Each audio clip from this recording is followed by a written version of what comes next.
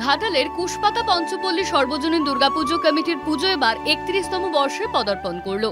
এবছরের পুজোয় তারা বেছে নিয়েছেন এমন একটি থিম যা জাতীয়তাবোধের বার্তা বহন করছে। থিমের নাম সিঁদুর। অপারেশন সিঁদুরে ভারতীয় সেনা, বিশেষত মহিলা সেনা জওয়ানদের ভূমিকার কথা তুলে ধরা হয়েছে থিমে। ঘাটাল শহর জুড়ে বিভিন্ন জায়গায় লাগানো হয়েছে পোস্টার। ঘাটাল ছাড়াও চন্দ্রকোনা দাসপুরের রাস্তাতেও এই থিমের পোস্টার হোর্ডিংয়ে লাগানো হয়েছে। হোর্ডিং নজর কাটছে সবার।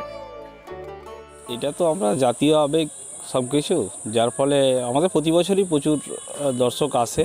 এবছরও আশা করি দর্শক ভালো রকমই আসবে। ঘাটাল মহকুমার অন্যতম বিগ বাজেটের পুজোর মধ্যে একটি কুশপাতা পঞ্চপল্লীর পুজো।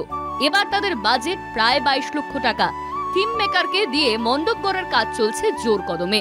শাখা, পলা, সিঁদুর কৌটো, তলোয়ার সহ আরো বিভিন্ন জিনিস দিয়ে মণ্ডপ সাজিয়ে তোলা হবে।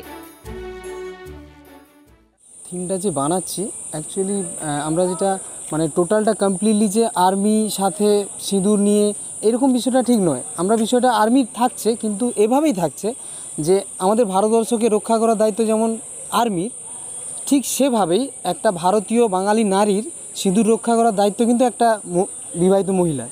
ঠিক আছে, আর আমরা আর্মিটাকে এভাবেই তুলেছি, যেভাবে দেশ রক্ষা করছে একজন আর্মি, সেভাবে তার সিঁদুর রক্ষা করছে একজন মহিলা, সেটা হোক নারী রূপে কিংবা হোক মা রূপে।